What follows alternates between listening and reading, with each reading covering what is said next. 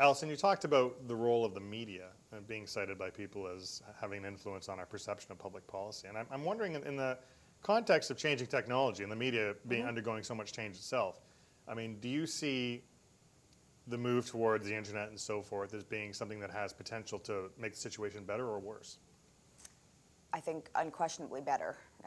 There's obviously going to be a period of massive change and transition, and those are always difficult times, particularly for people who are experiencing the transition in ways like through job losses and uncertainty.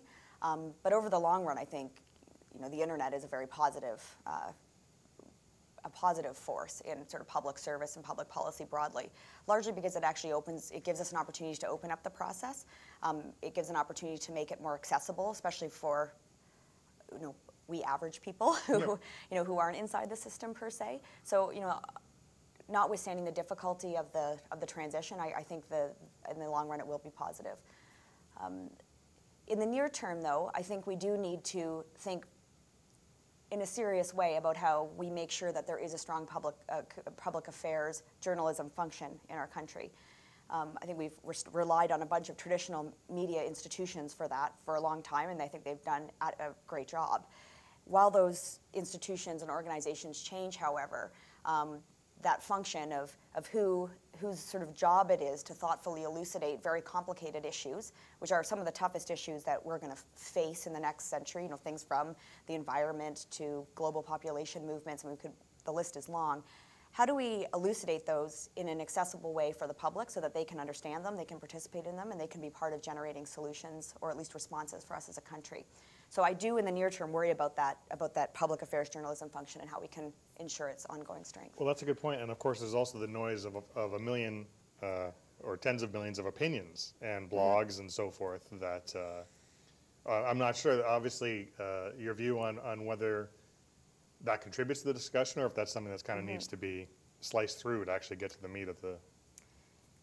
Yeah, I mean, I'm generally not a fan of stifling discussion or debate or voices as sort of a general rule of thumb. So as I said, I think in the near term there's sort of transitions, and people are certainly searching for an editor and a trusted voice in different ways. So I would never want to discourage that proliferation of voices. But again, back to sort of who is it that is going to sort of break through in all of this? Who is it that's going to provide, as I said, that sort of thoughtful yet accessible explanation of what is going on around here? I think we as the public do rely on journalists for that.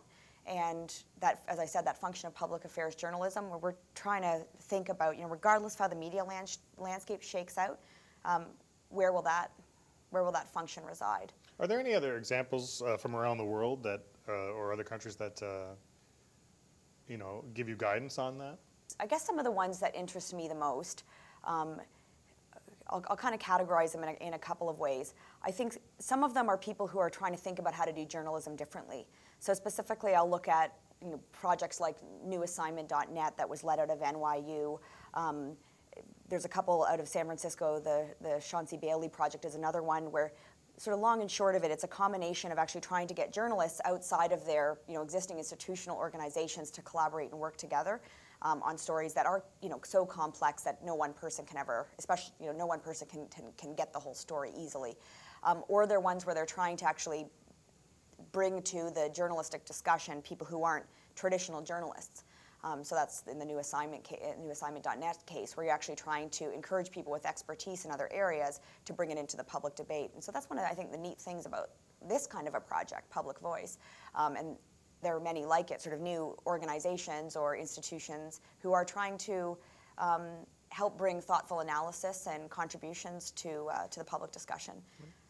So those are a handful. I mean, there are many others. I mean, there's attempts to do investigative journalism outside of mainstream media organizations. There's changes in public broadcasting policy. There's so many things happening, and so that's what makes it a fascinating time. And it's really just kind of focusing, at least on the public affairs side or the public policy side, on ensuring that in all of that change, we don't lose the importance of that good, strong elucidation of public issues.